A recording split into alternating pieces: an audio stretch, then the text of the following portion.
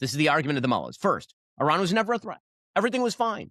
They could have been our allies. In fact, they could have been our best friends. Second, Iran was negotiating, and the United States, at a peak, and because it was manipulated by the evil Yudin, cut it short. And third and finally, only the Jews, and particularly the Israelis, cucked America into doing this. So let's go through each one of those claims one by one, because it turns out all three are horseshit.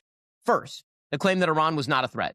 That is a lie. It is a lie. Not only was Iran building up its ballistic missile facilities, not only did it have a wide variety of short-range missiles, not only was it developing nuclear weapons, it was doing all of those things and spreading terrorism throughout the region. The urgency was because Iran was building underground facilities designed to withstand bombing. The window of opportunity, in other words, was closing. Again, this is the vice president. Okay, the vice president is not an interventionist. The vice president is one of the biggest non-interventionists, one of the biggest isolationist-leaning voices in the administration.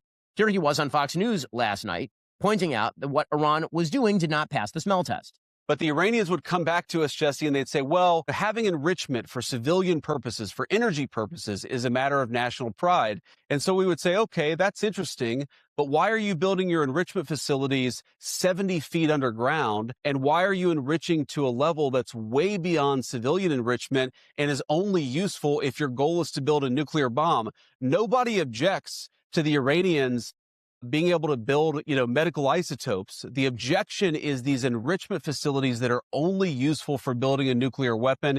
Even some international organizations that usually don't agree with the United States were very clear that Iran's only purpose in building these underground, highly enriched facilities was to build a nuclear weapon. It just doesn't pass the smell test for you to say that you want enrichment for like medical isotopes while at the same time trying to build a facility 70, 80 feet underground.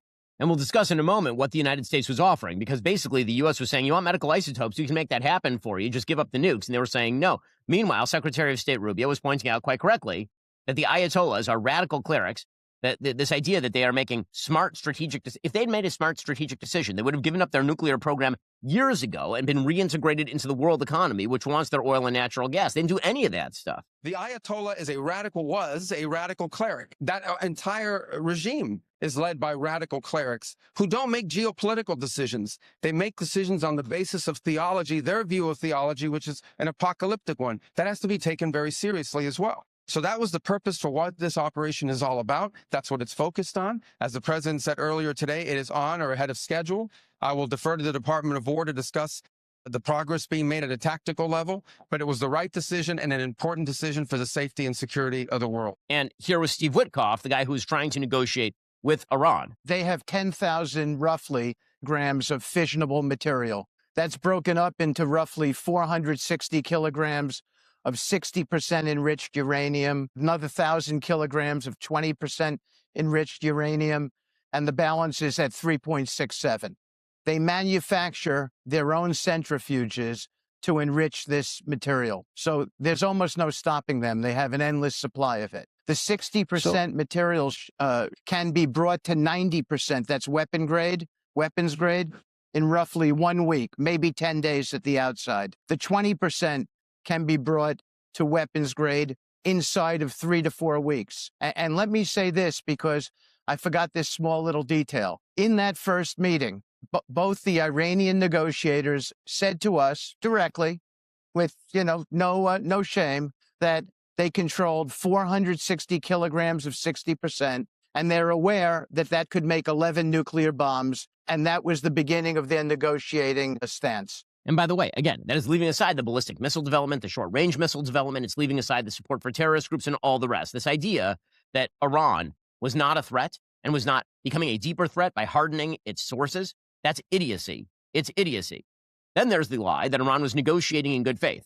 Right? This is put forward by some members of the international community, the UN, the French, all the rest of the world wimps. Steve Witkoff was the man in the room. There he was explaining his original offer, which is a pretty good offer for the Iranians if they didn't want to go nuclear. You got to a point where you were discussing enriched uranium at very low levels for civilian purposes, although I don't think they really need it because they have all the energy they'd ever want. But did that come up? Was that offer made to them? We discussed with them 10 years of no enrichment whatsoever, and we would pay for the fuel, and it was flatly rejected. And the president sent us in there to have a good faith negotiation. Pardon me? You're saying that we would give it to them and they rejected We that? actually had that, and they rejected that, which told us at that very moment that they had no note of doing anything other than retaining enrichment for the purpose of weaponizing. And then there is Iran's third claim, which is that the Jews did it, that it was the Jews who manipulated President Trump into war, which is a hell of a take. Okay, so then there's the third claim. The third claim is the one that, of course, is directed at the podcast bros and gals, the class of grifters we'll get to in a moment, who are eager to lap up Iranian propaganda for the clicks and for the money, and because, of course, it is worthwhile for them to take a position against the administration, not out of some sort of honest disagreement, but because they actually are perfectly willing to watch Iran go nuclear. Okay, so the argument that is trained on this group is it was the Jews, right? That is the argument that Iran is trying now. So they're trying the Jews cucked America. It was really that various Jewish sources were calling up President Trump isn't responsible for any of his own decisions, that really it was, in the end, just the Jews. It was the Israelis, somehow Bibi Netanyahu worked his secret magic, and that's what President Trump did here. The reason that this gained a little steam yesterday was because Marco Rubio was talking about why now? Like, why did the United States decide to do this right now? And here's what Secretary of State Rubio had to say. Why now? Well, there's two reasons why now. The first is it was abundantly clear that if Iran came under attack by anyone, the United States or Israel or anyone, they were going to respond against the United States. The orders had been delegated down to the field commanders. It was automatic. And in fact, it bared to be true because, in fact, within an hour of the initial attack on the leadership compound, the missile forces in the south and in the north, for that matter, had already been activated to launch. In fact, those had already been pre-positioned. The third is the assessment that was made that if we stood and waited for that attack to come first before we hit them, we would suffer much higher casualties. And so the president made the very wise decision.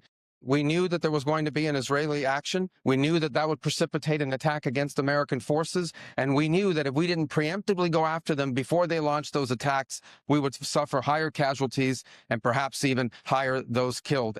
Okay, so those last two sentences are being taken out of context by people who apparently didn't watch the rest of the press conference and or are being totally dishonest with you to suggest that actually what happened here is that Israel entered into a war of choice or was going to, and that they were going to drag the United States into war because Iran would retaliate against U.S. bases, and therefore they basically strong-armed, the Israeli government strong-armed President Trump into joining. Well, fortunately for us, we have tape of the Secretary of State expressly rejecting this idiotic suggestion in the same press conference that, of course, got many, many fewer clicks on the X machine, which is an algorithmic disaster. There was Secretary of State Rubio being asked whether, in fact, Israel strong-armed the United States into this. And here he was saying, no, that's stupid. Well, two things I would say. Number one is, no matter what, ultimately, this operation needed to happen. That's the question of why now.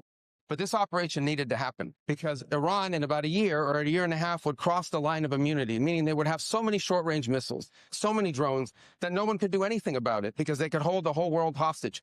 Look at the damage they're doing now. And this is a weakened Iran. Imagine a year from now. So that had to happen. Obviously, we were aware of Israeli intentions and understood what that would mean for us, and we had to be prepared to act as a result of it. But this had to happen no matter what. I mean, in other words, 1 year from now, nobody could do anything. The window was closing for action. Israel would have had to act because they had no choice. So I'm not even sure I understand the counter suggestion. Israel was supposed to wait for some reason.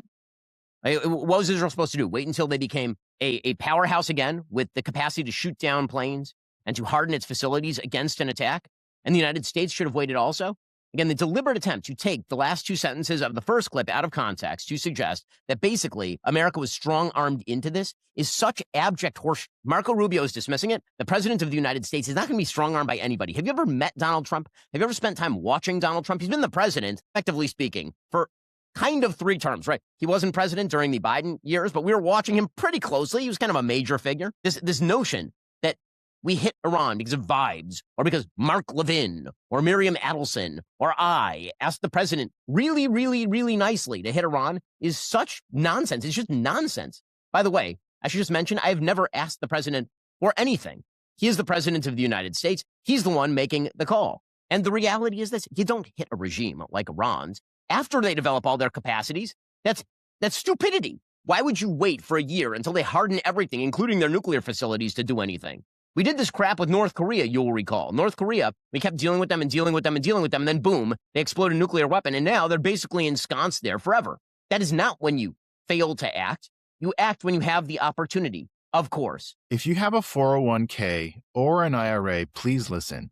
Gold is at record highs. What many people don't know is this: you can move part of your retirement money legally and without tax penalties into physical gold you actually own. Alpha Omega Gold helps you do this through a gold IRA. Your gold is real. It is stored safely. It is in your name. Learn more at ao.gold/stand. Alpha Omega Gold is our sponsor, and they proudly stand with Israel.